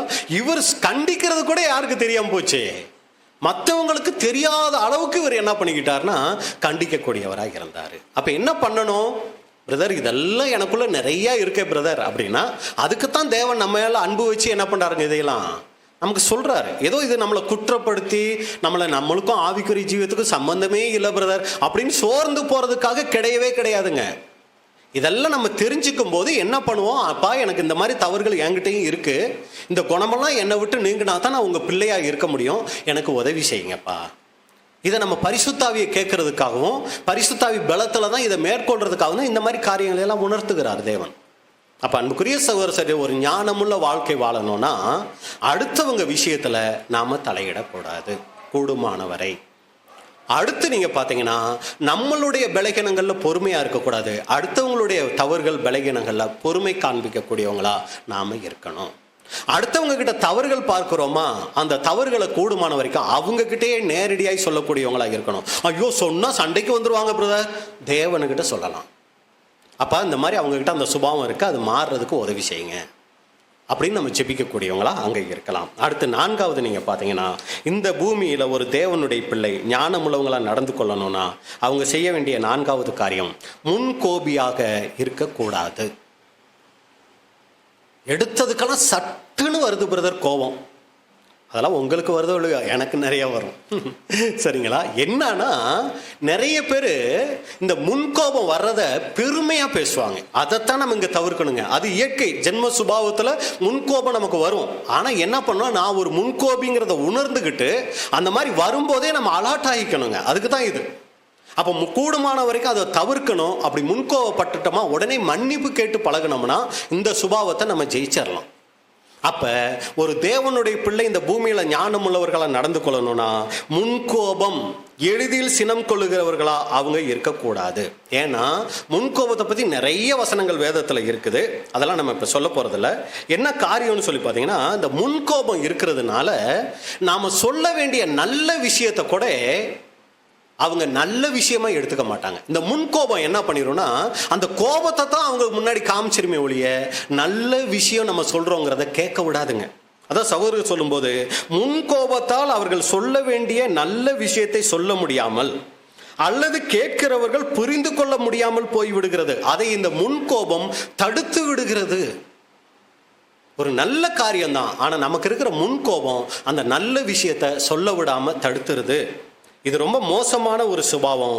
இதை ஒரு தேவனுடைய பிள்ளை நீக்கிறதுக்கு முயற்சி செய்யணும்.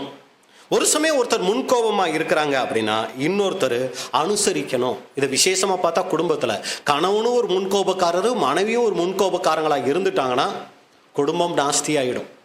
அப்ப என்ன பண்ணிக்கணும், இதுல யாரு ஆவிக்குரிய வளர்ச்சியில் அதிகமா இருக்காங்களோ அவங்க அதை கண்ட்ரோல் பண்ண ஆரம்பிச்சிடணும். 2 பேரும் முன்கோபமா இருக்கிறாங்க, யாருங்க ஃபர்ஸ்ட் ஒப்புரவாகணும்? ஏற்கனவே நான் கேட்ட கேள்விதான். கணவனும் ஒரு முன்கோபக்காரர், எதுக்கு எடுத்தாலும் சட்டுன்னு அவர் கோபம் வந்துடும். மனைவியும் ரொம்ப முன்கோபக்காரங்க, எதுக்கு எடுத்தாலும் சட்டுன்னு கோபம் வந்துடும். யார் ஃபர்ஸ்ட் மறந்துருந்தனும் இதுல, கணவனா மனைவியா?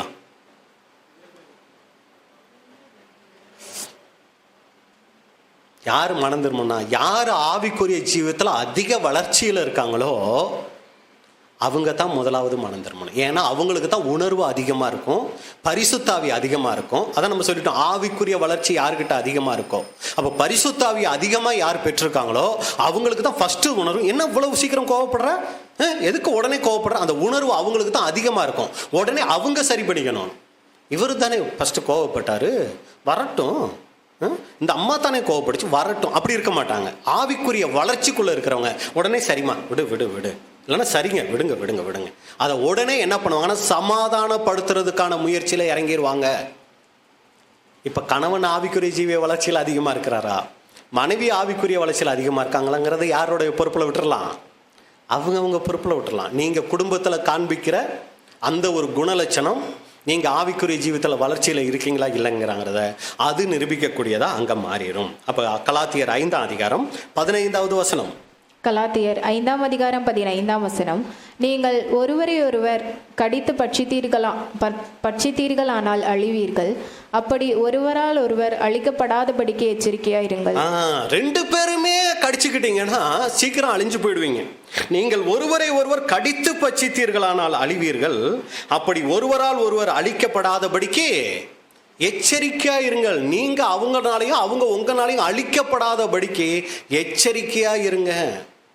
முன்கோபம் மிக மோசமான விளைவுகளை ஏற்படுத்திடும். அதுவும் பிள்ளைகள் இருந்தாங்கன்னா அந்த பிள்ளைகளினுடைய வாழ்க்கையை பாதிச்சிடும். கணவன் மனைவிங்கிறவங்க ரொம்ப ஜாக்கிரதையா இருக்கணும். இந்த விஷயத்துல நிறைய விஷயத்துல விட்டு கொடுத்து போகணும். பிள்ளைகள் அவங்க கவனிக்கிறாங்க, அவங்க நம்ம சுபாவத்தை பார்க்குறாங்க, அதை பார்த்து அவங்க வளர்றாங்க, அது அவங்களுடைய வாழ்க்கையை பாதிச்சிடும். அன்புக்குரிய சகோதர சகோதரிகளே, அவங்களுக்காக 2வது நாம் சபை வகுப்பாராக மாறணும், கிறிஸ்துவின் சாயலாய் மாறணுங்கும் போது நாம் அநேக காரியங்களில் இந்த முன்கோப காரியங்களை விட்டு ஒழிக்கிறதுக்கு தேவனுக்கிட்ட ஜெபிக்கணும். அப்பா எனக்கு ரொம்ப முன்கோபம் வருதுப்பா, இதிலிருந்து எனக்கு விடுதலை ஏற்றாங்க, இதிலிருந்து ஜெயிக்கிறதுக்கு எனக்கு உதவி செய்யுங்கன்னு நாம் ஜெபிக்கும் போது கண்டிப்பாக தேவன் அதுக்கான பலனை தருவார். அப்போ சகோதரி இதை குறித்து சொல்லும்போது சில எதிர் தாக்குதல்கள் கண்டு கொள்ளாமல் விடப்படுவது நல்லது. அதாவது ஒரு சிலர் நம்மளை மோசமாக பேசுகிறாங்கும் போது உடனே கோவப்பட்டு நம்மளும் பேசாமல் அதை கண்டுக்காமல் விடுறது ரொம்ப நல்லது. இதை அன்பு பெருந்தன்மை என்னும் சால்வையினால் மறைத்து மூடலாம். ஒருவரை குறித்து தவறான கருத்துக்கள் வரும்போது அதை உடனே ஆமோதிக்காமல் அவர் வேண்டுமென்றே செய்திருக்க வாய்ப்பில்லை, ஏதோ ஒரு சூழ்நிலையில் அவர் செய்திருக்கலாம் என்று அவரை குறித்து சொல்பவரின் கோபத்துக்கு நாம் தூண்டுகோலாக இராதபடி அன்பான வார்த்தைகளினால் அதை மூடி அதை விசாரிப்பது நல்லது. புரியுதுங்களா? நான் வாச்சது ஒருத்தர் இன்னொருத்தர் மேலே சொல்கிறார், பாருங்க இப்படி பண்ணிட்டாருன்னு. உடனே அப்படி பண்ணியிருக்க வாய்ப்பில்லை பிரதர், கொஞ்சம் பொறுமையாக இருங்க, என்னான்னு பார்த்து கேட்டு நம்ம சரி பண்ணலாம் அப்படி சொல்லி அதை மறைக்க பார்க்கணுங்க. அதை விட்டுட்டு அப்படியா செஞ்சுட்டாரு, அது ரொம்ப டூ மச் ஆச்சே, அப்படி விட்டுருக்க கூடாது இப்படின்னு நம்ம அதுக்கு என்ன பண்ணிடக்கூடாதுன்னா தூபம் போடுகிறவர்களா நாம இருந்துடக்கூடாது. நம்ம அன்பான வார்த்தைகளினால் அதை மூடி அதை விசாரிப்பது நல்லது. மட்டுமல்ல, குற்றம் சாட்டப்பட்டவர்களிடமும் கிருபை பொருந்தின வார்த்தைகளால் விசாரிக்க வேண்டும். ஒரு சமயம் அவர் குற்றம் சாட்டப்பட்டவரா, அவர்கிட்ட என்ன பண்ணா, ஏன் பிரதர் என்னாச்சு, நீங்கள் அப்படி பண்ணுறவர் இல்லையே, ஏன் சிஸ்டர் அப்படி பேசிட்டீங்க, நீங்கள் அப்படி பேசுகிறவங்க இல்லையே, அன்பான வார்த்தைகளினால் அதை கேட்டோம்னா இப்படி செய்யும்போது அநேக நேரங்களில் குற்றம் செய்தவராக கருதப்பட்டவர் கூட குற்றம் இல்லாமல் நிரூபிக்கப்பட்டதுண்டாம். அப்படி விசாரிக்கும் போது அவங்க தப்பு செஞ்சுருக்காங்கன்னு நம்ம முடிவு பண்ணுவோம், ஆனால் நல்லா விசாரித்தா அவங்கக்கிட்ட அந்த தப்பே இல்லாமல் இருக்குங்களாம். அப்போ பாருங்கள், இந்த முன்கோபங்கிறது எவ்வளவு மோசமான விளைவுகளை ஏற்படுத்துது. பொறுமையோடு அதை கையாளும் போது அது எவ்வளோ ஒரு ஆசீர்வாதமாக மாறுது அப்படின்னு கூட பார்த்தோம். இப்போ கடைசியாய் 5வது காரியம் நம்ம பார்த்து முடிக்கலாம். நாம் ஞானம் உள்ளவர்களாய் இந்த பூமியில் நடந்து கொள்ளணும்னா நாம் செய்ய வேண்டிய 5வது காரியம் ஆவியின் பிரமாணமாகிய அன்பு.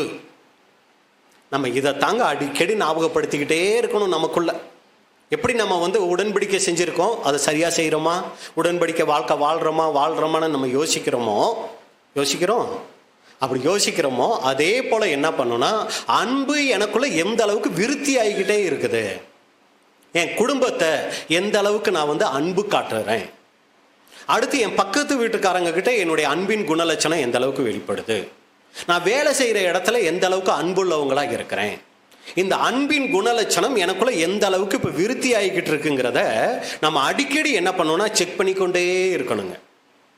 ஒரு சுகர் பேஷண்ட்டு அடிக்கடி சொல்கிறதான், எப்படி அவர் வந்து வாரமோ மாதமோ போய் அடிக்கடி சுகர் லிமிட்டில் இருக்கான்னு செக் பண்ணிக்கிறாரோ, அதே போல் நம்ம அழைக்கப்பட்டது அன்பின் பிரமாணத்துக்கு. அப்போ அந்த அன்பு நமக்குள்ளே எந்த அளவுக்கு வளர்ந்துருக்குங்கிறத அடிக்கடி என்ன பண்ணிக்கிட்டே இருக்கணுங்க, நம்ம டெஸ்ட் பண்ணி பார்த்துக்கிட்டே இருக்கணுங்க. அப்போ இந்த அன்பின் ஆவியை ஒரு தேவனுடைய பிள்ளை நாள்தோறும் விருத்தி செய்ய வேண்டும். சரிங்களா? இது ஒருத்தருக்குள்ளே வளர்ந்தா தான் அவங்க சபை வாய்ப்புக்கு போக முடியும். வேற எல்லாம் என்கிட்ட இருக்கு பிரதர், நல்லா வேதத்தை நல்லா தெரிஞ்சு வச்சிருக்கிறேன், ஆதியாகமம் தொடங்கி வெளிப்படுத்தின விசேஷம் வரைக்கும் எனக்கு தெரியாத விஷயமே கிடையாது, தேவனுடைய தெய்வீக திட்டத்தில் எனக்கு தெரியாத A to Z எனக்கு தெரியாத விஷயமே கிடையாது, இப்படி எல்லாம் நிறைய விஷயங்களை நம்ம சொல்லிட்டு அன்பின் பிரமாணத்தில் குறைவுபட்டவர்களாக இருந்துட்டோம் அப்படின்னா நம்மளை நாமளே ஏமாத்திக்குவோம். அப்போ நம்மளுடைய அடிக்கடி சிந்திக்க வேண்டிய விஷயம், நான் எல்லாம் தெரிஞ்சிருக்கேனே, இவ்வளவு படிக்கிறனே, இவ்வளவு ஊழியம் செய்கிறனே, இவ்வளவு தேவனுக்கு சாட்சியாக இருக்கணும்னு ஆசைப்படுறனே, இந்த அன்பின் ஆவி எனக்குள்ள எந்த அளவுக்கு வளர்ந்துருக்கு, சகோதர சகோதரிகளை பார்க்கும்போது இந்த அன்பின் ஆவி எந்த அளவுக்கு செயல்படுது, என் குடும்பத்தார்கிட்ட இந்த அன்பின் ஆவி எந்த அளவு செயல்படுது, என்னுடைய பக்கத்து வீட்டுக்காரங்க, என் சத்துருக்கள் கிட்ட இந்த அன்பின் ஆவி எந்த அளவுக்கு எனக்குள்ள வளர்ந்துருக்கு, இதை என்ன பண்ணிக்கணும், நமக்குள்ள நம்ம டெஸ்ட் பண்ணிக்கிட்டே இருக்கணும். அன்புக்குரிய சகோதர சகோதரிகளே, அப்போ சகோதரர்கள் சொல்லும்போது என்ன சொல்கிறாங்க அப்படின்னா, பிரதர் ரொம்ப அன்பாக இருந்தால் அது இன்னசென்ட் ஆகிடுவோம் பிரதர், நம்மளை ஏமாற்றணும்னு நினைக்கிறவங்க, நமக்கு தீமை செய்யணுங்கிறவங்க ரொம்ப அதிகமாகிடுவாங்க, ரொம்ப ஆளுகை எடுத்துக்குவாங்க, இவர் என்ன பண்ணினாலும் பொறுத்து போவார்னு சொல்லி அவங்க தேவையில்லாமல் நம்ம மேலே ஆதிக்கம் செலுத்த ஆரம்பிச்சிருவாங்க அப்படின்னு கூட சொல்கிறாங்க. நிச்சயமாக அப்படி இருக்க வாய்ப்பில்லை. ஒரு தேவனுடைய பிள்ளை பரிசுத்த ஆவியினால் வழி நடத்தப்படும் போது இதில் விழிப்புணர்வர்களாக தெளிந்த புத்தி உள்ளவங்களா அவங்க இருப்பாங்களாம். இவங்க நம்ம அன்பு காமிச்சுப்பானா அதை வந்து இவங்க என்ன பண்ணுறாங்க, மிஸ்யூஸ் பண்ணுறாங்கன்னு தெரிஞ்சுன்னா அதை நம்ம ஞானமாக என்ன பண்ணிக்கணுங்க, தவிர்த்து கொள்ளக்கூடியவங்களா இருப்பாங்க. இவங்க அதுகளால் பக்தி விருத்தி அடைகிறாங்கன்னா அதை நம்ம தொடர்ந்து செய்யணும். இல்லை இவங்க இதை வந்து வேற மாதிரி எடுத்துக்கிறாங்க அப்படின்னா நம்ம என்ன பண்ணிக்கணும், ஞானமாக அதை விட்டு விலகக்கூடியவங்களா நாம் இருக்கணும். இதுதான் அன்புக்குரிய சகோதர சகோதரிகளே இன்னைக்கு நம்ம பார்த்துட்ட ஞானமுள்ள வாழ்க்கை. அப்போ நம்ம வாழ்கிற காலங்கள் மிகுந்த பொல்லாததாய் கொடிய காலங்களாக இருக்கிறதுனால ஒரு ஞானமுள்ள வாழ்க்கை ஒரு தேவனுடைய பிள்ளை வாழணுங்கும் போது நாம் எல்லாரும் என்ன பண்ணணும்னா, நம்மளுடைய விஷயத்தில் தன் காரியத்தில் என்ன பண்ணணும்னா கவனம் செலுத்தணும். அதே நேரத்தில் குடும்பத்தின் மீது கவனம் செலுத்துகிற விஷயத்தில் ரொம்ப சரியாய் நம்மளுடைய பொறுப்பை உணர்ந்து நம்ம செயல்படணும். அடுத்து நம்மளுடைய பலகீனங்களில் நம்ம பொறுமையாக இருக்கிறத விட அடுத்தவர்கள்கிட்ட பலகீனங்கள் பார்க்கும்போது அதிக பொறுமை உள்ளவர்களாக நாம் இருக்கணும். அடுத்து மற்றவங்ககிட்ட ஒரு தவறு பார்த்துட்டோன்னா கூடுமான வரைக்கும் அதை அவங்கக்கிட்ட நேரடியாக சொல்லணும். அடுத்து தேவன்கிட்ட அவங்களுக்காக நாம் செபிக்கக்கூடியவங்களாக இருக்கலாம். அடுத்து முன்கோபம் உள்ளவர்களா, எளிதில் சினம் கொள்கிறவர்களா நாம் இருக்கிறத தவிர்த்து கொள்ளணும். அடுத்து அன்பின் ஆவியை நாள்தோறும் விருத்தி செய்யக்கூடியவங்களா நாம் இருக்கணும். அப்போ இன்னும் நிறையா இருக்குது, நம்ம குறிப்பிட்ட நேரத்தை கருத்தில் கொண்டு இந்த ஒரு 5 காரியத்தை எடுத்திருக்கிறோம். அப்போ இப்படிப்பட்டவர்களாய் ஒரு ஞானமுள்ள வாழ்க்கை நாம் வாழ்வதற்கு தேவன் தாமே நம்ம ஒவ்வொருவருக்கும் கிருபை செய்வாராக. பொறுமையோடு கேட்ட உங்களை தேவன் ஆசீர்வதிப்பாராக. இப்படிப்பட்டதான வாய்ப்பை கொடுத்த பிதாவாகிய தேவனுக்கும் ஆண்டவராகிய இயேசு கிறிஸ்துவுக்கும் அருமையான சபை சகோதர சகோதரிகளுக்கும் எங்களுடைய நன்றியை தெரிவித்துக் கொள்கிறேன். தேவனுடைய நாமம் மகிமைப்படுவதாக. ஆம்.